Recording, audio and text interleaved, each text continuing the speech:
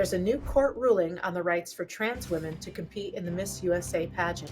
What this could mean for gender discrimination laws. Plus, get ready to dance. Billy Porter releases a new song that will lift you up. And part two of our conversation with Leah Lax about her journey leaving the Hasidic Jewish community. That's all coming up on Advocate Today.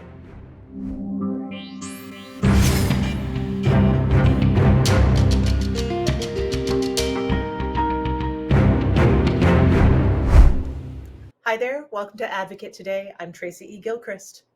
The Miss USA pageant will no longer be required to allow trans contestants to compete. That's according to an appellate ruling, calling it a violation of the Miss USA organization's First Amendment right. Anita Green's application to compete in Miss USA was denied. In 2019, she filed a complaint in federal court that Miss USA's decision violated Oregon's anti-discrimination law that prohibits discrimination based on gender identity in public accommodations. The three-judge panel in the Ninth Circuit Court of Appeals disagreed in a 2-1 decision. The judges said the Oregon law would infringe on the pageant's ability to express, quote, the ideal vision of American womanhood. Award-winning actor, singer, writer, and director Billy Porter has a new song out that is a call to action. Stranger Things debuted at the Global Citizen Festival, where Porter shared themes of hope and perseverance. Porter mixes a strong and soulful beat with powerful vocals. Porter calls Stranger Things a reminder that none of the extreme trauma that we've experienced in this moment is new and that the human spirit is resilient. He says stranger things have already happened to all of us, so let's get to work. We recently spoke with Leah Lax, an author and artist who left the Hasidic community. Her journey involved 7 children, an abortion, and embracing her true self as a lesbian. Her powerful memoir, Uncovered, is now an opera. In part 2 of our conversation, we talk about how others can see themselves through her story. I wonder, would you share what it means to you that people who may relate to your story will either seek it out or stumble upon it and see themselves in you? This is bringing tears to my eyes, so excuse me. Sorry. When Uncovered the memoir came out, I took that book everywhere, all over the United States and Canada, and did lots and hundreds, literally, of book clubs. Many of them on Zoom. By the time the pandemic came around, um, I was asked to speak in the most unexpected places. Sure, I spoke in like gay and lesbian centers, on campuses, and in bookstores and all kinds of places, but also religious houses and uh, uh, uh, I spoke to groups of psychotherapists and all kinds of things, so that the vast majority of my audience and of my buyers reflect our demographic, and Jews are only between 1% and 2% of the country. Um, and so people came to me from all walks of life and often would wait in line just so they could have that moment where they teared up along with me while I signed their book, to say, I've also felt stuck at times in my life. And this is why. And a lot of times it had nothing to do with, the literal interpretation of this story, but the resonance, the universality seemed to reach them. And of course, I've spoken to many people who had lived that conflict of religion and their sexuality. I need to add here that Uncovered the Opera, we opened it first at, of all places. It was kind of to workshop and where we worked the kinks out. It was the world premiere at Utah State University, a conservative Mormon campus. Yes. Wow. That's And amazing. yeah, and it will remain probably the most satisfying thing artistically I've ever done because of the kids that we worked with. Most of Wonderful. the cast initially quit. They were scared of their parents, or like, they'll take me out of school, or they felt direct conflict with their personal convictions, etc. We recast. They quit. Some of them quit. The coaches started to have weekly meetings with cast members.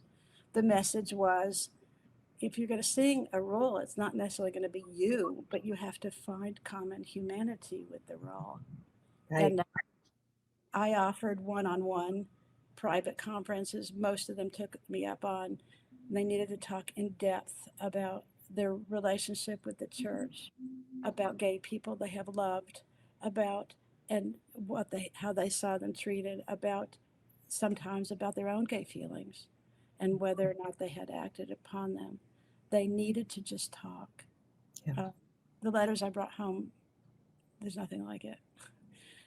One young woman who was stayed deeply aligned wrote, "In the beginning, I didn't know what to think, but in the end, I just loved Leia, the character, and I believe what was best for her." Well, isn't that what we're all after? Is to turn these issues into human, individual stories?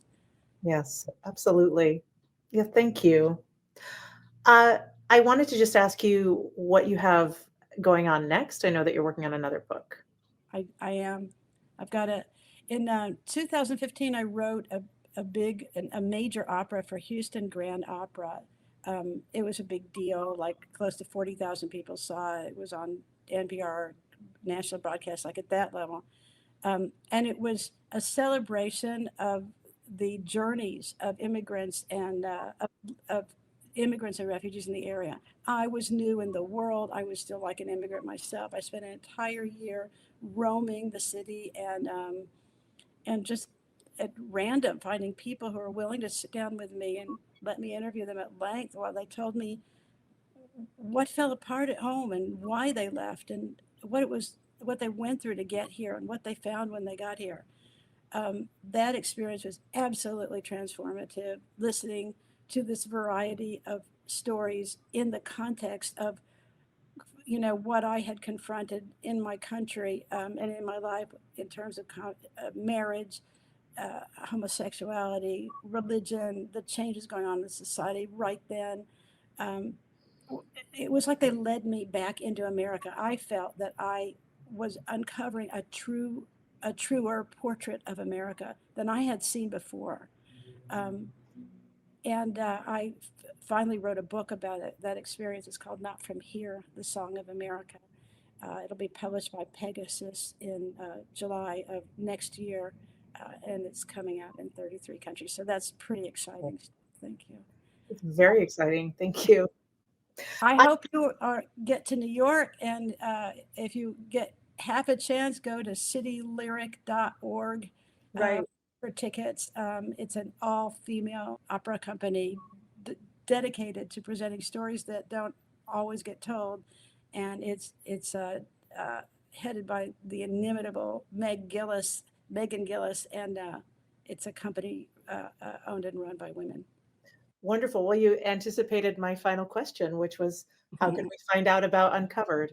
And then would you just share quickly the run dates for that? It opens very soon, Yeah, November 16th, and we'll run through that weekend through Saturday night. There'll be 5 performances.